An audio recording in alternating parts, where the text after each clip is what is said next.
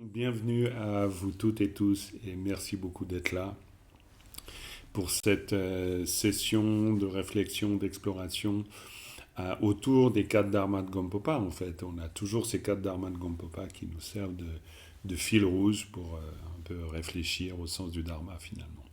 On va commencer par une prise de refuge, développement de l'esprit d'éveil. Sangye chodan tsoge chodam la chancho parado dane chapsoch dage jen tsoge pesanam kem penchere sangen rom paraisho sem chen tam chen deva tan deve jodan den bai joj dongal tan dongal ke jodan tarwa joj dongal me bede wa dam ba dam mentel wa joj nyerin jadan yedan telwe tanyon jambola ne barai joj Palden save la marem boje dage je wora beme denjola tempo gone je sunte go sunto genga don saldo so.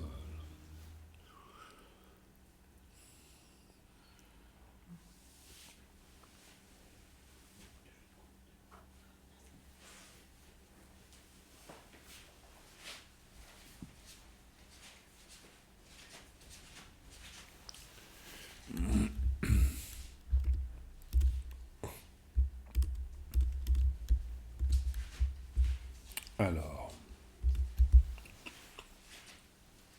très bien.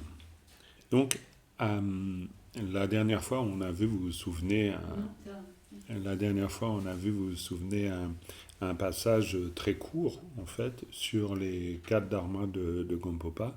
Après, j'ai fini par retrouver le texte en tibétain. Ce que je vais peut-être faire, c'est simplement le reprendre avec une traduction un petit peu différente.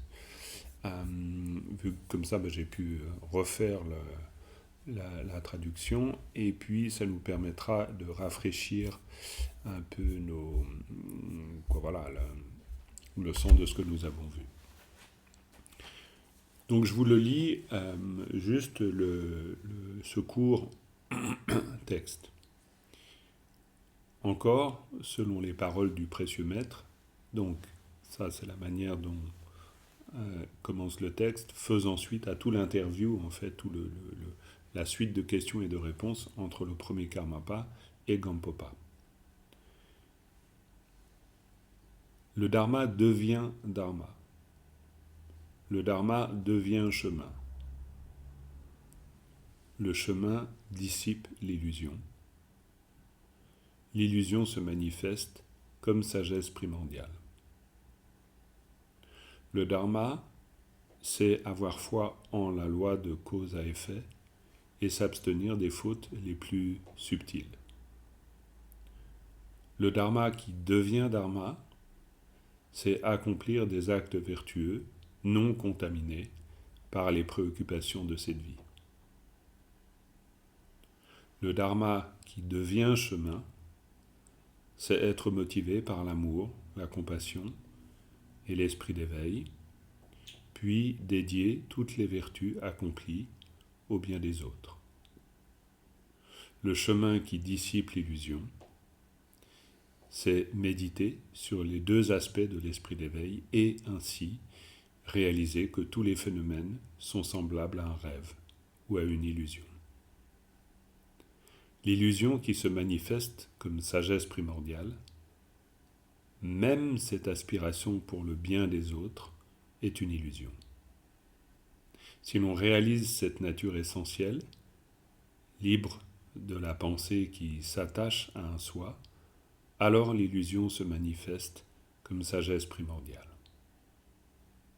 Celle qui dissipe l'illusion n'existe pas séparément. Comme c'est la nature même des choses, le chemin dissipe l'illusion. Cela se termine ici. Voilà ce court passage. Bon, on pourrait le reprendre plus d'une fois, il n'y a vraiment pas de doute.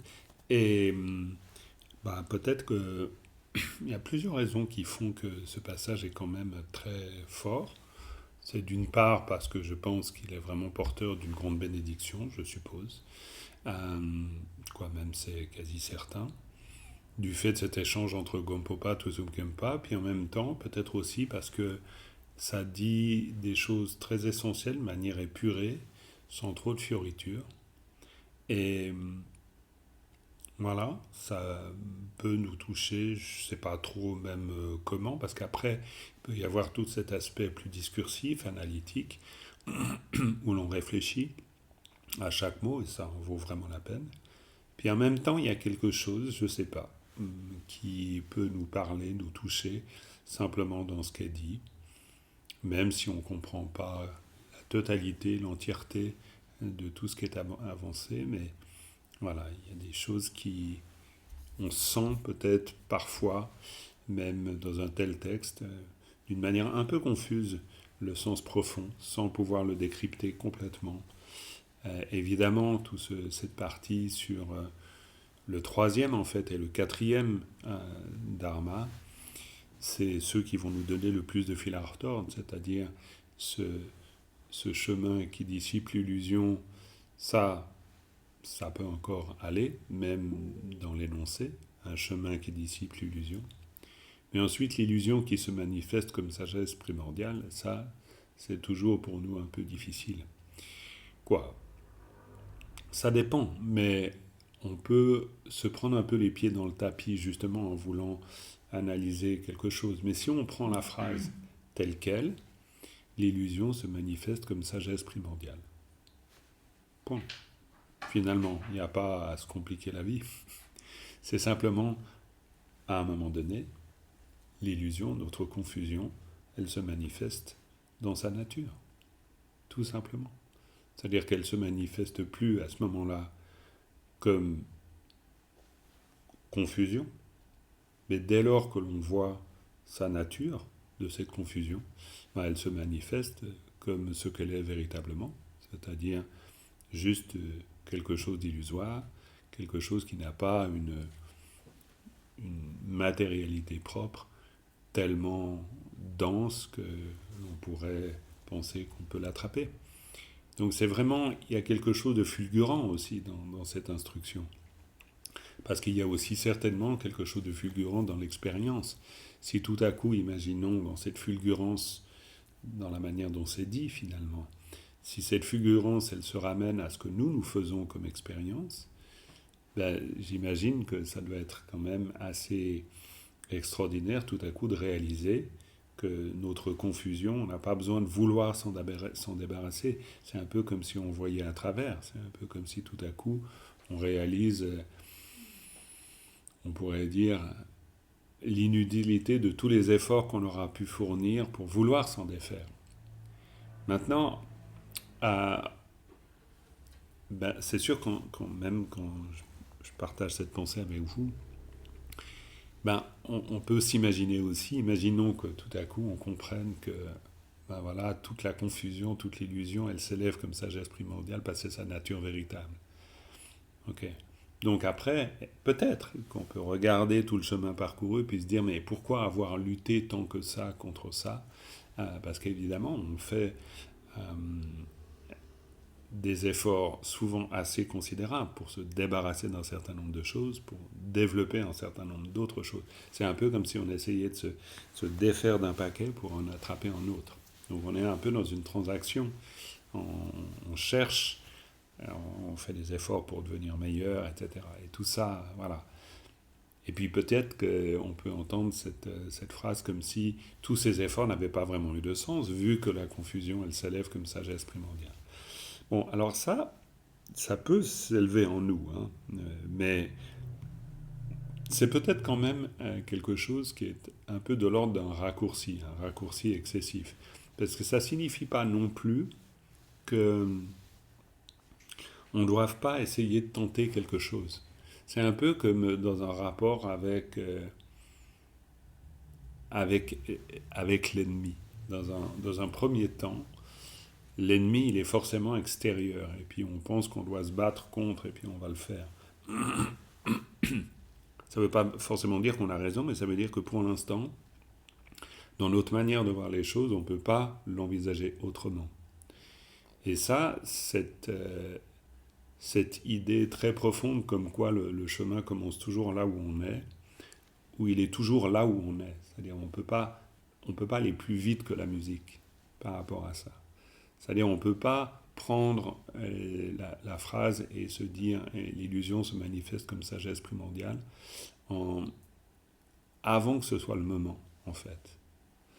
Alors, on peut être touché par la phrase, et on a raison d'être touché par la phrase. Mais en fait, avant que ce soit le moment, c'est un peu comme, pour reprendre cette image du combat avec l'ennemi, ben, il y a peut-être un moment où on se rend compte que ça ne va pas être de cette manière-là qu'on peut le combattre. On sait, on le sent. On sent que les stratégies employées jusqu'alors, c'est pas forcément les bonnes. Que, en faisant comme ça, on en aura encore toujours plus d'ennemis.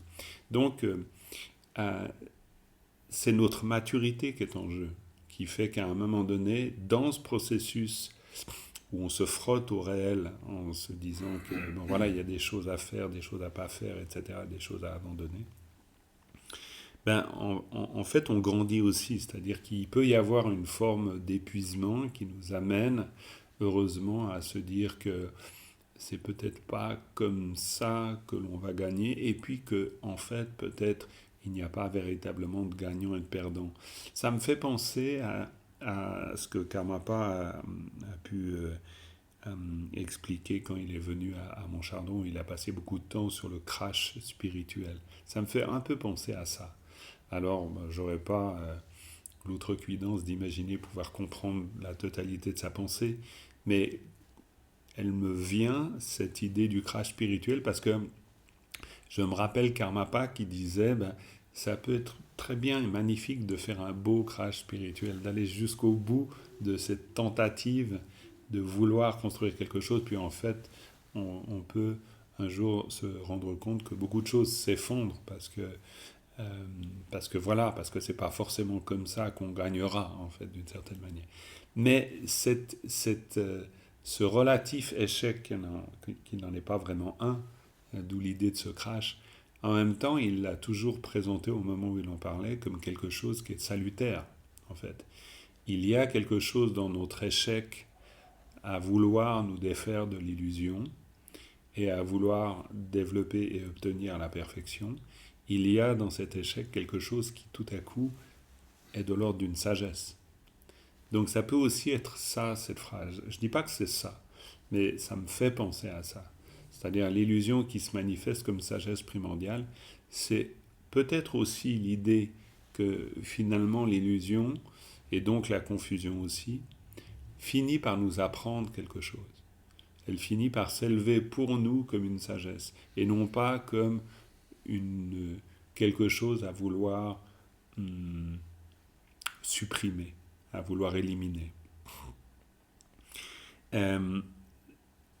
Et avant, ou plutôt pour que cette confusion s'élève comme sagesse, parce qu'on parle de tulpa, et en tibétain, tulpa, c'est à la fois quelque chose qui est de l'ordre de la confusion et quelque chose qui est de l'ordre de l'illusion. Ça peut avoir les deux sens, tulpa. Mais avant qu'elle s'élève comme une sagesse dans le sens où, avant qu'on puisse la regarder comme nous apprenons quelque chose,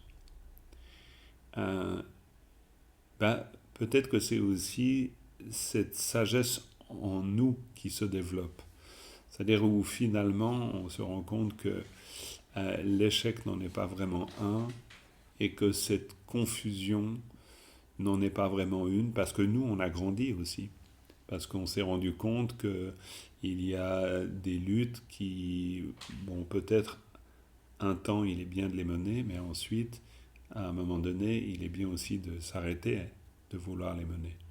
Parce que finalement, quand l'illusion ne se manifeste pas comme une sagesse primordiale, et de la même manière la confusion, c'est quand elle se manifeste comme elle est. Et si elle se manifeste comme confusion, au moment où l'illusion se manifeste comme confusion, en général, cette confusion, on pense qu'on n'a pas grand-chose à en apprendre, en général. Vu qu'on se dit que voilà, c'est une confusion de trop, c'est une confusion à éliminer. Donc on est dans l'idée de vouloir éliminer quelque chose. Et la sagesse, c'est aussi la nôtre. C'est la nôtre dans le rapport à la confusion, dans le rapport à l'illusion. C'est le rapport qui change. Et parce que le rapport change, la nature de la confusion change. Parce que je ne peux pas envisager que la confusion s'élève autrement que comme une confusion si moi je la regarde comme une confusion. Et ça, c'est ma propre maturité. C'est moi qui vais grandir dans mon regard. C'est certainement moi qui vais grandir de manière à ce que j'envisage de regarder mon ennemi comme une chance, en fait. Comme une chance dans le sens où je sais que je suis en train d'apprendre des choses fondamentales. Je ne suis pas en train de perdre mon temps. Et que le but, c'est peut-être pas finalement de l'éliminer véritablement. Parce que c'est peut-être pas le but du jeu. Et c'est moi qui grandis au moment où je me dis ce genre de choses-là. C'est tout à coup ma perspective à l'égard des choses qui change. Et c'est certainement cette perspective à l'égard des choses qui change en moi, qui fait que alors l'illusion peut se manifester autrement que comme une confusion. Et c'est peut-être le chemin que nous, on peut faire avant de réaliser toute la profondeur de cela, c'est-à-dire faire l'expérience de l'éveil ultime finalement. Mais c'est déjà de changer de perspective à l'égard de la confusion. Et ça, pour nous, c'est déjà la preuve d'une grande sagesse. Là, on parle de la sagesse primordiale, mais avant cette sagesse primordiale, il y a déjà tout simplement la sagesse de l'expérience. Sagesse de l'expérience qui se frotte à la confusion tous les jours. On en fait tous l'expérience, finalement, dans notre pratique du Dharma. Notre pratique du Dharma, elle est pour la plupart de cette pratique constituée de confusion. Elle est rarement constituée d'autre chose que de confusion, finalement. Quand on médite, imaginons qu'on médite dans le sens du calme mental, pendant un quart d'heure ou pendant une demi-heure. Admettons, voilà, on s'installe pendant une demi-heure. On est très rarement, voire même jamais, pendant une demi-heure d'affilée, dans une clarté lucide, totale, où l'on voit s'élever toute chose, comme la lune dans l'eau, c'est-à-dire toute forme manifestée est en même temps vacuité. Voilà, à ce moment-là, c'est des mots. La plupart du temps, qu'est-ce qui se passe dans notre expérience ? Dans notre expérience, on divague, on est distrait, on s'endort un peu, on trouve le temps long ou pas, bref, ou alors on s'installe dans la certitude que c'est tellement bien et tellement juste ce qu'on est en train de faire, ce qui fait qu'on est en train de saisir complètement. Je veux dire, on est pétri par notre confusion et notre ignorance. Et tant qu'on pense qu'on doit se débarrasser de ça, en fait, on peut l'imaginer, simplement on commence par où ? Comment est-ce qu'on fait pour se débarrasser de nous-mêmes ? Ça va être compliqué, ça. Parce que ça voudrait dire qu'il faut méditer avec un autre esprit. Ça veut dire qu'il faut méditer avec d'autres états que ceux qu'on est en train de traverser. Et ça, c'est pas possible, en fait. Donc, la sagesse, elle va commencer de venir dès lors qu'on accepte aussi de méditer avec la confusion. Et à ce moment-là, la confusion, elle n'est plus tout à fait la confusion, déjà à ce moment-là. Ça ne veut pas dire qu'elle est devenue clarté, ça ne veut pas dire qu'elle s'est élevée comme sagesse primordiale, mais elle n'est plus déjà vécue comme quelque chose à éliminer, comme quelque chose à éviter. Non, elle commence à pouvoir se pointer en nous, s'élever en nous comme un terrain d'expérience, comme une compréhension profonde. Peut-être parce qu'il y a un point fondamental auquel on peut toujours réfléchir en rapport à la confusion. C'est que nous ne pouvons jamais être confus par quelque chose que nous n'aurions pas élaboré comme confusion. On ne peut pas être attrapé par quelque chose d'autre que par nous-mêmes. Dans la philosophie bouddhiste, d'une manière plus précise encore dans la philosophie du Yogacara, on va vraiment considérer que toute la confusion est quelque chose que l'on a construit et élaboré.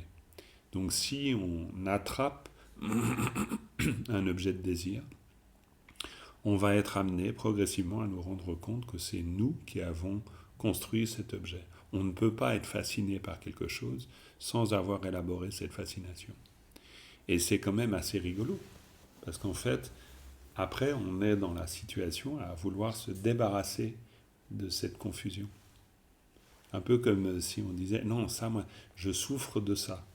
Mais je souffre de quoi? Je souffre de quelque chose que je construis moi-même.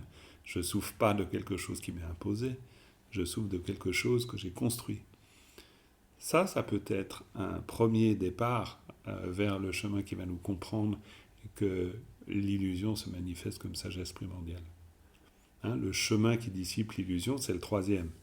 Et donc, cette approche-là, ça va peut-être être constitué déjà de cette prise de conscience importante, comme quoi je contribue à développer, à créer ces objets qui me rendent ensuite prisonnier. Parce que personne d'autre que moi ne les construit, bien sûr. On va prendre une toute petite pause pour intégrer ça. Et puis ensuite, je vais partager avec vous un autre passage qui, je pense, pourra être intéressant.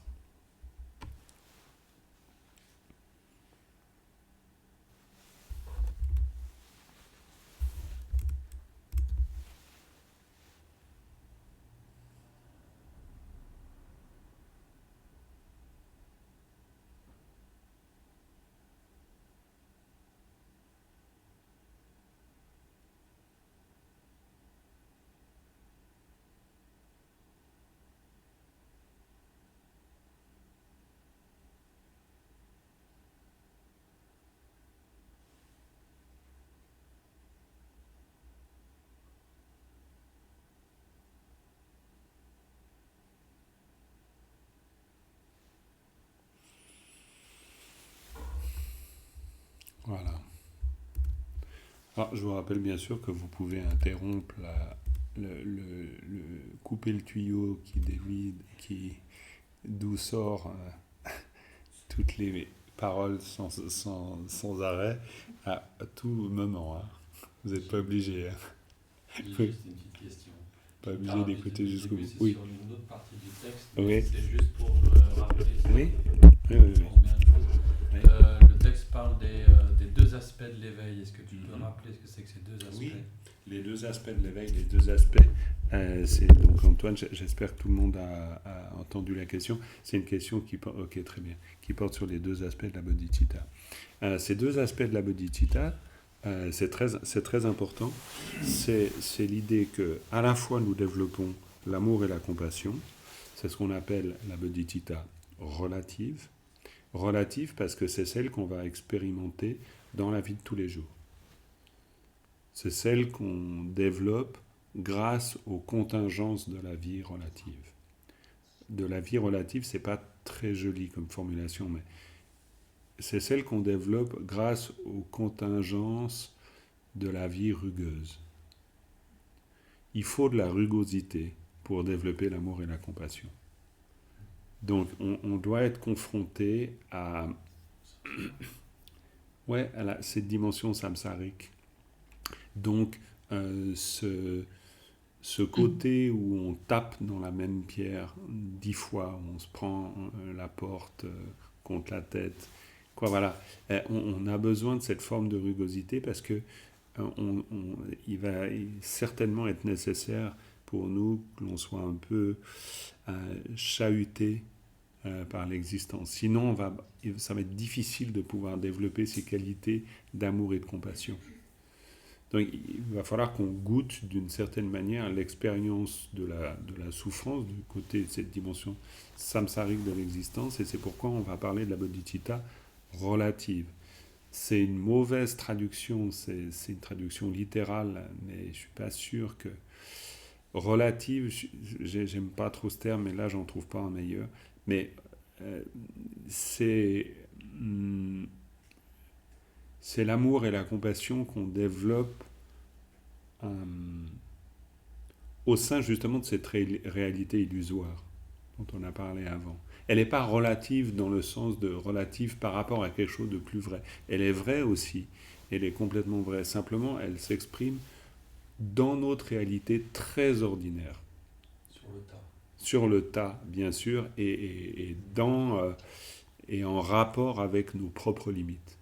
Parce que pour cette notion du rapport avec nos propres limites est extrêmement important, parce que du point de vue des vertus, de manière générale d'un point de vue bouddhiste, les vertus se développent toujours en rapport à quelque chose qui est leur contraire. C'est un truc un peu bizarre, mais on va développer de la patience parce que justement on en manque. On va développer de la générosité parce que l'avarice nous tenaille. On va développer de l'amour parce que la colère nous envahit, etc. Donc on va avoir besoin de situations contraires pour nous permettre le développement des qualités. Sinon, c'est très difficile de pouvoir développer de la patience sans quelque chose qui nous agace. C'est impossible. Donc on a vraiment besoin d'être agacé. Et ça tombe bien parce que tous les jours on a l'occasion d'être agacé. Donc on a tous les jours l'occasion de pouvoir vraiment développer de l'amour et de la compassion. Et c'est pour ça qu'on parle de bodhicitta. Alors relative, encore une fois le terme n'est pas très joli, mais cette bodhicitta-là, c'est la bodhicitta du terre-à-terre, c'est la bodhicitta au ras du sol. C'est la bodhicitta qui fait avec, c'est pour ça que je parlais de cette rugosité, qui fait avec les choses telles qu'elles se présentent, sans fioriture. Donc l'amour et la compassion, c'est juste pas une option possible, c'est une absolue nécessité. C'est-à-dire c'est la seule manière de pouvoir sortir un peu dignement et correctement de ce fatras dans lequel on est empêtré. On n'a pas tellement d'autres possibilités. C'est-à-dire, à un moment donné, et ça aussi c'est certainement l'expérience, on sait bien que si on nourrit de la confusion sur la base de la confusion, ça va être encore plus confus et encore plus difficile. Donc à un moment donné, il va falloir qu'on opte d'une manière nette, presque même radicale. Il faut opter pour le développement de l'amour et de la compassion. C'est plus optionnel, c'est plus juste, ouais, quand un jour peut-être. Non, en fait. Ça ne veut pas dire qu'on va le faire facilement, que ça va être facile, que ça va être évident tous les jours. Non, bien sûr que non. Mais en fait, on n'a pas tellement de choix. C'est-à-dire que la seule vraie réponse à l'égard de la confusion, c'est justement une réponse d'un autre type que la confusion. Toute forme de réponse qui est elle-même teintée par cette confusion ne peut amener que de la confusion. Alors ça, c'est très clair. Donc, le développement de l'amour et de la compassion, c'est la résolution très ferme, très claire, comme quoi c'est la meilleure réponse à la confusion, en fait. Et la deuxième bodhicitta, la bodhicitta ultime, elle est extrêmement importante, bien sûr, parce que c'est celle qui va nous aider à comprendre justement qu'il n'y a pas besoin non plus d'en vouloir à la confusion. Il n'y a aucune raison d'en vouloir à la confusion. Donc du coup, de ce fait-là, on arrête de vouloir la combattre. On commence à comprendre que c'est une forme de chance, vu qu'on a besoin de cette dimension illusoire. On comprend qu'on a besoin de cette dimension illusoire, de cette dimension très samsarique, en fait. On comprend qu'on en a besoin parce que finalement, ben justement, on commence à savoir qu'on ne pourrait pas développer de qualité sans cela. Donc on a besoin de l'illusion. On commence peut-être à devenir, à éprouver de la gratitude pour l'illusion, parce qu'on commence à la regarder d'une autre manière. Parce que ultimement, la bodhicitta ultime, c'est la réalisation de la vacuité. Oui, ça c'est très bien, mais ça c'est super théorique. Mais pour réaliser la vacuité, il faut déjà changer de perspective à l'égard de l'objet. Sinon, on ne peut rien réaliser du tout. Donc la vacuité, ce n'est pas tout à coup une chose qui, par exemple, est perçue par nous comme horrible, et puis on décide que cette chose, non, elle est vacuité. Non, ça s'appelle un évitement, ça. Ça, c'est un déni.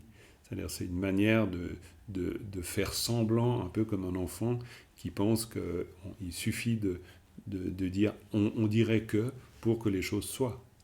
Non, on ne peut pas juste apposer le sceau de la vacuité sur les phénomènes en se disant ah ben voilà, c'est bon, maintenant ils ont tous disparu.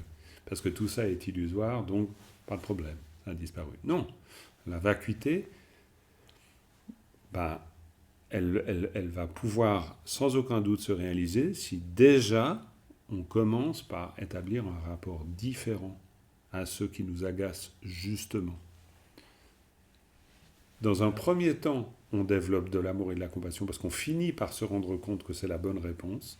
Mais dans un deuxième temps, d'une manière plus profonde, on se rend compte que même ce jeu-là, qui consiste à vouloir combattre l'illusion en développant l'amour et la compassion, même ça appartient encore un peu au caractère illusoire.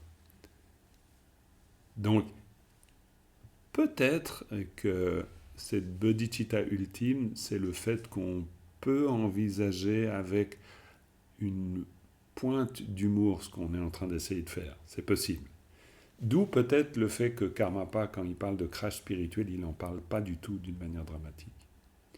Il en parle au contraire comme une ouverture en disant ça peut être juste extraordinaire. C'est peut-être même la seule chose qu'on doit vraiment faire. C'est peut-être ça l'aboutissement de notre pratique du Dharma, c'est que tout s'effondre d'une certaine manière. Alors bien sûr, faut le prendre avec plein de nuances, tout ça. Mais parce que dit d'une manière un peu brutale, la vacuité, c'est réaliser que les phénomènes sont libres d'existence propre. Et si vraiment tout à coup cette phrase dit quelque chose, admettons qu'elle dise quelque chose tout à coup, ça veut dire qu'on a vraiment réalisé quelque chose d'extraordinairement profond, parce qu'on réalise que, en clair, nous-mêmes qui essayons de faire quelque chose n'a pas plus d'existence ultime que la chose qu'on est en train de vouloir faire et le pourquoi on veut la faire. Mais ça c'est très théorique comme ça, évidemment. Mais en même temps, si, admettons, on réalisait cette absence d'existence propre, ça voudrait dire qu'on se rend compte que tout est illusoire dans le sens de tout est semblable à un jeu, mais que ce jeu est absolument nécessaire parce qu'il faut y jouer pour savoir que c'est un jeu. Sinon, on ne peut pas savoir qu'un jeu est un jeu. On ne peut pas savoir qu'une fiction est une fiction si on ne rentre pas dans le cœur de la fiction.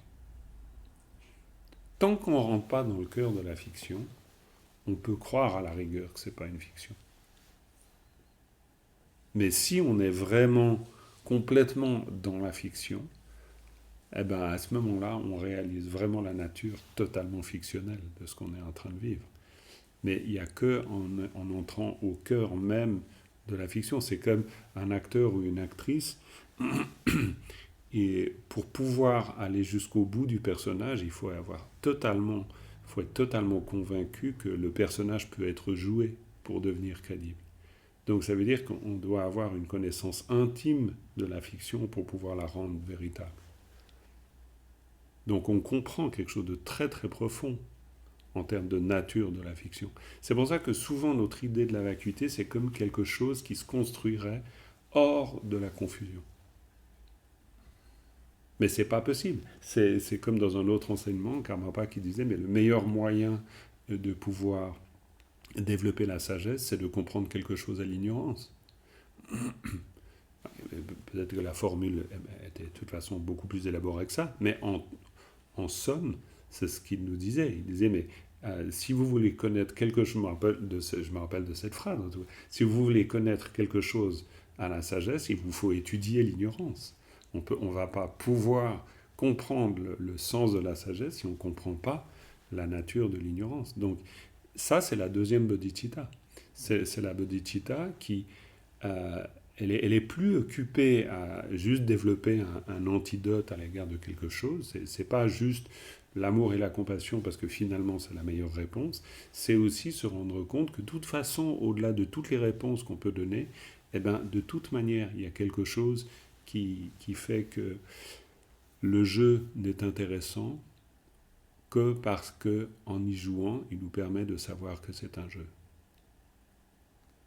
Il faut jouer le jeu pour savoir que c'est un jeu. Mais d'une certaine manière, c'est l'expérience qu'on fait nous dans notre vie. Hein. On fait pas autre chose. Je veux dire, bon, alors on n'a pas toujours l'impression que c'est ce qu'on est en train de faire, mais c'est d'une certaine manière, c'est quand même, il y a une foule de choses qui pour nous sont très sérieuses, et on sait bien que ben, par l'expérience, quelque chose va nous amener à comprendre que c'est en vivant cette sérieuxité-là qu'on finit par se rendre compte qu'elle n'est pas si sérieuse que ça. Mais il faut... Donc la vacuité, c'est jamais une réalité hors de ce qui se présente. Hein. Ça, c'est un truc super important. C'est-à-dire, c'est pour ça que dans le Sutra du cœur, on dit la forme ou les formes sont la vacuité sont les formes. Il n'y a pas d'autre vacuité que les formes, il n'y a pas d'autre forme que la vacuité. Mais il n'y a pas d'autre forme que la vacuité. C'est franchement, si on réfléchit bien au sens du Sutra du cœur, ça nous fait exploser la tête. Hein. Il n'y a pas d'autre vacuité que les formes. C'est littéralement exactement ce qu'est dit. C'est-à-dire, il n'y a pas de vacuité à part, hors de ce qui se manifeste. Il n'y a pas de vacuité hors de ça. Donc ça veut dire que, en fait, on est au cœur des choses. On est au cœur de cela qui se manifeste. Donc ça, c'est la deuxième bodhicitta. C'est quand on joue tellement bien le rôle qu'on sait que c'est un rôle.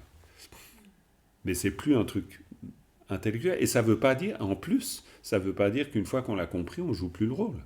Non, on le joue parce qu'on sait l'usage et l'importance de jouer le rôle. Quelqu'un qui a réalisé la bodhicitta ultime, jamais il abandonne le développement de l'amour et de la compassion. Il n'y a que si on n'a rien compris à la vacuité qu'on peut se dire « Ah, donc c'était pas inutile de développer l'amour et la compassion. Donc ça vaut pas la peine de la développer car rien n'existe. » Ça, ce genre d'affirmation, c'est la preuve qu'on n'a rien compris du tout à la vacuité. C'est pour ça que dans les textes classiques, on en parle comme ça, on dit c'est aussi stupide qu'une vache de croire que les phénomènes existent, nous dit Saraha, mais c'est encore plus stupide qu'une vache de croire qu'ils n'existent pas. Donc voilà, bon, pauvre vache, hein, c'était pas pour être méchant avec les vaches, d'autant plus venant de Saraha, un Indien en Inde qui n'avait pas de mépris pour les vaches. C'était juste pour dire, franchement, il n'y a pas plus opaque comme vision. C'est quand même une phrase extrêmement importante. Donc les deux bodhicittas, c'est ça dont parle Gampopa. Et puis en fait, c'est parce que ça, c'est le terrain de jeu pour nous. C'est à la fois l'entraînement à toutes ces qualités d'amour et de compassion, puis en même temps, se rendre compte que tout cela qu'on est en train de développer, il ne faudrait pas penser en même temps qu'il y a quelque chose de définitivement réel qu'il faudrait absolument saisir. Ça, non. Mais c'est difficile de s'en rendre vraiment compte tant qu'on n'a pas été au cœur de ça. Je ne peux savoir que mon personnage est une illusion que si je suis au cœur de mon personnage. Je ne peux pas le savoir autrement. Tant que j'y crois, ça veut dire que je suis juste dans l'attachement au personnage. Mais ma seule possibilité de croire que le personnage est une illusion, c'est de l'avoir vécu, le personnage. Parce que c'est en vivant ce personnage, cette réalité-là du personnage, que je peux me rendre compte de ce dont est fait ou est faite cette réalité du personnage. Je ne peux pas m'en rendre compte autrement. C'est pas possible. Jean-Marc, Oui. tu veux dire qu'il faut qu'on aille jusqu'au fond de tous nos défauts, de tous nos travers qui constituent notre illusion, qui constituent là justement le mauvais rapport que l'on a aux choses et aux êtres, aux gens qui nous entourent. Je voudrais revenir sur, par exemple, la notion d'ennemi. et de l'illusion dont tu nous parlais, en fait, on ne voit d'une personne que c'est notre ennemi qu'à travers notre propre illusion, à travers nos propres travers, Oui, en fait. oui, bien sûr. Après, C'est ça, d'accord. ouais, bah, oui, mais maintenant, attention. Euh, euh, oui, le seul truc, c'est que c'est pas du tout une mauvaise chose aussi. Comment dire? Il y a une différence entre le niveau d'explication, parce que là, j'essaie de donner une explication, et d'ailleurs, je ne sais même pas ce qu'elle vaut, mais c'est une explication quand même. Mais dans la réalité toute simple, là, de tous les jours, il est aussi extrêmement important de se rendre compte qu'il y a des choses à faire, des choses à pas faire, etc. C'est toute cette idée d'un dharma très pratique. En tibétain, on appelle ça langdol. Langdol, ça veut dire tout ce qui est nécessaire d'être fait, tout ce qui est nécessaire d'être abandonné.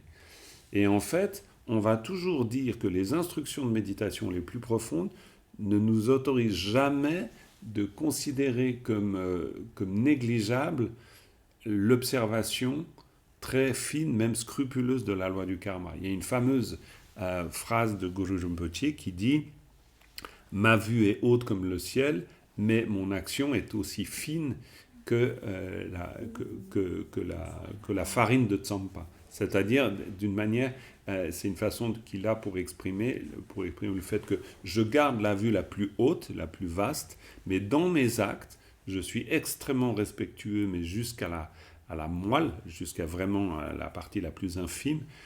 J'observe ma conduite et donc j'accepte d'abandonner un certain nombre de choses et de développer un certain nombre de choses aussi. Alors, c'est pour ça qu'il faut juste faire attention dans l'idée. Quand je dis par exemple d'aller au bout du personnage, ça ne veut pas dire, par exemple, si admettons on est capable d'être odieux parfois, que ça nous laisserait la possibilité d'être totalement odieux, comme s'il fallait qu'on le soit pour qu'on puisse réaliser le côté vide d'existence propre de ça. Donc ça, faut se méfier. Parce que d'abord parce que on peut réaliser le caractère illusoire des choses à partir de n'importe quelle situation. On n'a pas besoin de surjouer, par exemple, nos travers et nos défauts. Ils sont déjà là, hein, nos travers et nos défauts. Puis on n'a pas besoin d'en rajouter non plus. Ça, en fait, on n'a rien besoin de rajouter rien du tout. C'est juste notre regard qui peut commencer à changer dès lors que, oui, dès lors qu'on est prêt à envisager que nos défauts ne sont pas quelque chose à combattre. En fait, il y a quelque chose de très simple là-dedans. C'est-à-dire, il y a juste... c'est vraiment, ça a à voir avec quelque chose de l'ordre de accepter. C'est accepter. Mais c'est de nouveau, j'en reviens au crash spirituel de Karmapa. Il nous dit pas, ne faites pas de crash spirituel. Il nous dit, si, continuez, et c'est très bien. Peut-être que vous allez, grâce à ça, faire un beau crash spirituel. Donc, c'est très paradoxal ce qu'il nous dit. Mais en fait, ce qu'il nous dit, il nous dit pas de pas essayer de bien faire, par exemple. C'est très bien d'essayer de bien faire. C'est très bien d'essayer, par exemple, de s'affranchir de toute... ou de devenir le plus patient. Et prenons l'exemple de la patience. C'est très bien de vouloir essayer de combattre totalement sa colère et puis de vouloir devenir le plus patient possible. C'est très bien. Donc, mais je vais pouvoir, à un moment donné, en développant ces qualités, me rendre compte que ce n'est pas encore l'ultime qualité, parce qu'il y a encore l'idée du désir du développement d'une qualité. Donc, je n'ai pas besoin d'aller dans le sens de mes travers pour réaliser ça. Non, je vais dans le sens du dharma, complètement. Donc, j'écoute les instructions. On me dit d'être patient. On a raison de me dire d'être patient. Shantideva, il a raison. Il faut lutter contre la colère. Ça ne veut pas dire se laisser aller à la colère, parce que comme ça, je vais comprendre la nature illusoire de la colère. Non. Ça veut dire, c'est un peu comme, je joue le jeu du dharma, qui dit qu'il faut combattre la colère et qui dit qu'il faut être patient. Et je le joue très sérieusement. Et je pense même qu'il a une valeur totale, ce jeu-là.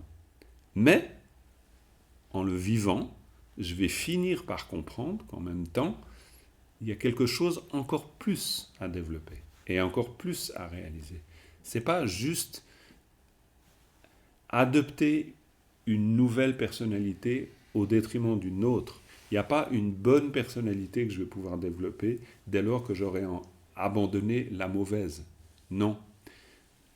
Je vais vraiment développer quelque chose de profond dès lors où je comprends que même cette personnalité apparemment mauvaise, elle est elle-même une construction illusoire. Et de la même manière, la construction illusoire de la personnalité extraordinaire est illusoire. Les deux sont illusoires. Mais j'ai besoin quand même de développer toutes les qualités comme si elles étaient matérielles dans un premier temps. Tout simplement pourquoi ? Parce que je ne peux pas faire autrement. C'est-à-dire je ne peux prendre le chemin que là où je suis. Je ne peux pas faire autrement. Donc je ne peux pas aller plus vite que la musique. Donc cette fameuse instruction de Gampopa qui nous dit à un moment donné, c'est la dernière, toute la confusion s'élève comme sagesse primordiale. Ouais, ben oui, mais c'est pas, je ne peux pas forcer ça. C'est-à-dire à un moment donné, oui, la confusion va s'élever comme sagesse primordiale. On sera rendu de l'autre côté. Oui, parce qu'elle va s'élever naturellement comme sagesse primordiale. Florence, oui, tu as levé la main, j'ai vu. Je te laisse ouvrir ton micro, sinon on ne peut pas t'entendre. Depuis le dernier enseignement de mercredi dernier, je me rends compte tous les jours que tous mes actes sont contaminés. Ouais, ok. J'espère que ça ne te déprime pas du tout. Hein. Que J'espère que ça ne te déprime pas du tout. non, ça ne me déprime pas, mais je me dis, mais que... Est-ce Non, que... je m'en aperçois que depuis que tu as prononcé le mot, quoi. Ah, ok. Aïe, aïe, aïe, quelle responsabilité. Je me retrouve avec quoi sur la tête? Non, non, bien sûr. Ah, écoute, tant que c'est... Oui, ok, ben, de toute façon, c'est comme ça. Voilà. Non, non, mais c'est ok. Et voilà. Mais simplement, à un moment donné, disons que c'est une grande chance de commencer à prendre contact avec sa propre confusion. Et c'est pour ça qu'il faut vraiment... Mais on pourrait dire que c'est de la... On dirait que c'est de la méthode Coué, quand je dis c'est une grande chance. Du genre, il faut se forcer de penser que c'est une grande chance. Mais c'est une grande chance. Pourquoi ? Parce que c'est réellement vrai que c'est une grande chance. C'est pour ça qu'à aucun moment... encore une fois, je reviens là sur cette histoire de crash spirituel dit par le Karmapa. À aucun moment, il dit que c'est une mauvaise chose. C'est très bien d'échouer. J'entends. C'est une très bonne chose. C'est très bien d'avoir de la confusion. C'est parfait d'une certaine manière. Mais attention, il faut bien le comprendre. Il faut bien le comprendre parce que le quatrième dharma de Gampopa, la sagesse primordiale ne pourrait pas se manifester s'il n'y avait pas de confusion. Parce qu'il ne faut pas non plus oublier que ça, c'est la condition de la sagesse primordiale. C'est que la confusion s'élève comme sagesse primordiale. Il ne dit pas... Il faut juste... Il y a quand même une chose extrêmement importante. C'est que dans les 4 dharmas de Gampopa, à aucun moment il dit, par exemple, le quatrième dharma, c'est la fin de la confusion. Il ne dit pas ça. Nous, on peut conclure comme ça. On peut se dire, ah oui, donc ça veut dire que c'est la fin de la confusion. Non, non. Il ne dit pas, il y a un moment donné, il y aura la disparition de la confusion. Non. Il dit, à un moment donné, la confusion s'élève comme sagesse primordiale. C'est ça la fin de la confusion. Mais en fait, il n'y a pas de confusion. Il n'y a pas de fin de confusion. La confusion, elle est tout le temps là, mais elle s'élève tout le temps comme sagesse primordiale. Il n'y a pas... On sait qu'elle s'élève puis qu'elle se transforme. Ben oui, mais au moment même où elle s'élève, elle s'est transformée déjà. Puis il y en a encore plein qui remontent. Tout le temps, bien sûr. De la même manière... Mais non, mais de la même manière. À chaque instant... Mais non, mais à chaque instant, une pensée s'élève dans l'esprit. À chaque instant, une pensée s'élève. Mais comme on a travaillé les paramitas à un moment donné... Oui, oui, mais bien sûr, on a travaillé les paramitas pour qu'à un moment donné, on puisse avoir tellement nourri nos qualités intérieures que grâce à ces qualités intérieures, tout à coup, quand une pensée ordinaire s'élève, on en voit la nature véritable. C'est l'observation. Et c'est d'une part l'observation, mais pas que l'observation. C'est aussi cette richesse intérieure qui va nous permettre tout à coup de naturellement poser un autre regard sur ça. C'est notre nature de Bouddha, alors notre richesse, c'est ça. Oui, notre richesse, c'est exactement. C'est ce qui vient nourrir au fond de nous-mêmes, cette nature de Bouddha. il y a bien sûr l'intervention de nos propres qualités qui vont faire que tout à coup on va voir la confusion autrement qu'une confusion. Mais donc voilà, Florence, j'espère que ça ne te déprime pas, hein, pour reprendre ça. Tu as dit, enfin, j'ai noté, il n'y a pas de moyen de dissiper la confusion que la confusion elle-même. Oui, mais ça, c'est même pas moi qui le dis, c'est Je Toussoum fais Kempa. avec le cerveau depuis une semaine. Je sais pas. Tout à fait, mais non, alors je comprends, non, mais ça vient nous travailler, j'espère pas trop quand même, parce que le but, c'est pas de se faire des nœuds dans le cerveau, mais c'est simplement, dans ce que nous dit Toussoum Kempa lui-même, il est en train de nous dire, il va pas y avoir, quoi, de manière très claire, il n'y a pas de possibilité de comprendre les choses autrement que grâce à la présence de cette confusion. C'est-à-dire on en a besoin, mais bien sûr, c'est là où le rapport il est subtil. C'est pas on a besoin dans le sens de j'ai besoin de cultiver encore plus et encore plus et encore plus de confusion parce que c'est ça qu'on me dit. Non, on n'est pas en train de dire ça. On est en train de dire simplement qu'elle est là, cette confusion. Elle est, de toute façon, elle est là. Mais que petit à petit, c'est grâce à elle, c'est grâce à ces expériences très ordinaires qu'on fait dans une perspective très ordinaire, que petit à petit, on va pouvoir s'ouvrir à la nature profonde. C'est pour ça que dans la tradition, mais évidemment ça vient aussi de la tradition Kagyu, cette histoire-là, parce que dans la tradition Kagyu, qui est la grande tradition de Milarepa, avant lui de Marpa, avant lui de Naro, avant lui de Tilo, dans toute cette tradition-là, et Gampopa le dit très clairement, il dit à ces grands méditants, il leur dit, grands méditants, faites en sorte que vos pensées ne s'élèvent pas comme vos ennemis. Ça, c'est vos ennemis. Ça, c'est la grande tradition de la lignée Kagyu. C'est-à-dire, c'est dire, mais on ne cherche pas à se défaire des pensées. On cherche à voir qu'au moment où elles s'élèvent, les prières qu'on fait, c'est puissent-elles au moment où elles s'élèvent, puissais-je les reconnaître comme Dharmakaya. C'est-à-dire comme corps essentiel, comme nature ultime. J'attends pas le moment. Mais c'est très important pour nous, parce que ça veut dire, j'attends pas un moment auquel je pourrais peut-être rêver, qui serait le moment où il n'y aura plus de confusion. C'est pas en nourrissant un espoir comme ça qu'il y aura un jour plus de confusion. Parce que cet espoir-là, la nature de cet espoir, c'est de la confusion. Donc ça ne sert à rien de développer un tel espoir, c'est l'expression d'une confusion. Oui, Philippe, tu as levé la main et patiemment tu attends, excuse-moi. Pour moi, c'est vraiment, il y a une mauvaise nouvelle et une bonne nouvelle. La mauvaise nouvelle, c'est vous êtes confus, merde. Oui. Et la bonne nouvelle, c'est que vous êtes capable de reconnaître que vous êtes confus et y mettre fin. Ouais. Ça, c'est quand même une sacrée bonne nouvelle. Mais tu as raison. Et je pense que cette bonne nouvelle, mais c'est très juste de le poser comme tu dis. Parce qu'en fait, je pense que le Bouddha, dans son tout premier enseignement à Sarnath, le Dharma Chakra Sutra, quand il énonce les 4 vérités des nobles, il énonce exactement ça. La première vérité, quand même, j'imagine la surprise de ses premiers disciples, ils n'ont pas été surpris longtemps, parce qu'après avoir écouté ce sutra, ils réalisent l'éveil. Donc, ils étaient vraiment des êtres fortunés. Mais c'est quand même fantastique. La première vérité des nobles, c'est dire, en fait, vous avez les 2 pieds dans le samsara. Et puis, il est profond, le samsara, il est douloureux, et puis il a commencé depuis des temps sans commencement, et il risque de continuer encore longtemps, tant que ça ne s'est pas terminé.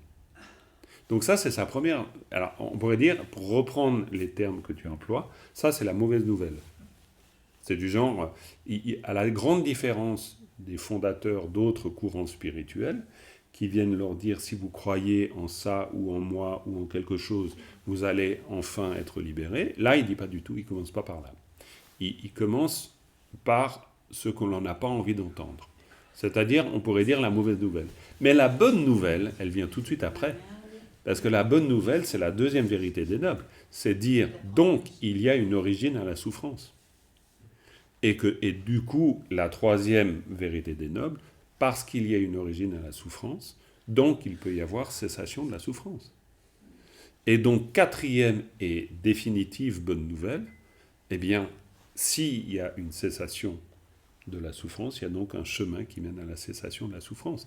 Et c'est pour ça qu'on passe de la mauvaise nouvelle, apparemment, à la très bonne nouvelle. Mais si on regarde bien le schéma explicatif du Bouddha sur la base des 4 vérités des nobles, c'est exactement ce que Gampopa est en train d'essayer de nous dire. Le Bouddha nous dit bien, c'est par la prise en compte de cette première vérité des nobles, c'est-à-dire ce que l'on pourrait appeler la mauvaise nouvelle, qui nous dit, tiens, au fait, vous avez les 2 pieds dans le samsara, ben c'est cette prise en compte-là qui nous mène à l'éveil. C'est pas l'ignorance de ça qui nous mène à l'éveil. Et ça, ben oui, on pourrait dire que la caractéristique de la démarche bouddhiste, c'est de jamais laisser de côté la mauvaise nouvelle, mais c'est surtout de comprendre que la mauvaise nouvelle, elle augure la bonne nouvelle. Parce que sans la mauvaise, il n'y a pas de bonne. Parce que sans cette prise de conscience de la présence de la confusion, il n'y a pas de possibilité de vraiment sortir du cycle des existences. C'est pas possible. Donc, en fait, si on regarde bien, encore une fois, ce schéma explicatif, on le retrouve dans les 4 dharmas de Gampopa, d'une certaine manière. Voilà. Les amis, je ne veux pas faire plus long parce que ça va nous épuiser tout ça, il ne faut pas quand même. La prochaine fois, je ne sais pas quand ça aura lieu, pas tout de suite parce que dimanche, on écoute Acharya, puis ensuite on a 2 sessions qui suivront d'intégration-réflexion sur la base de son enseignement. Donc ça sera plutôt dans 1 mois, et dans 1 mois, là j'ai trouvé un autre texte de Gampopa, toujours autour de ces 4 dharmas, qui nous parle magnifiquement du 3e dharma, c'est-à-dire du 3e dharma, c'est-à-dire de cette manière dont le chemin se dissipe de l'illusion. Voilà. Ok. Écoutez, j'espère que vous allez pouvoir quand même utiliser quelques éléments de tout ça. C'est une réflexion, hein, je ne dis pas du tout que c'est des paroles définitives du tout, hein, c'est vraiment juste une manière, encore une fois, de nous entraîner dans une réflexion sur la base de tout ça. Hein. Alors, vous n'êtes pas obligé d'être d'accord, ni rien. Disons, c'est juste un encouragement à réfléchir à ces 4 dharmas, hein, parce que et puis, Florence, tu te déprimes pas, hein, je veux dire. Surtout. Hein. D'accord. Non, parce qu'il ne faudrait pas conclure qu'on est bourré de confusion puis que c'est très grave. Hein. Au contraire, c'est plutôt là, on peut insister sur la bonne nouvelle. C'est vraiment de se dire, grâce à la présence de la confusion, il va pouvoir s'élever beaucoup de sagesse primordiale. Il faut vraiment le voir comme ça. Et c'est, je pense, très important. On va terminer avec une dédicace. Sunam diye tam che zepa ne tom ne nye pe danam pandene kega na chen balam to pai sepe tsolendo andolwaraisho. Merci beaucoup pour votre patience, pour votre présence.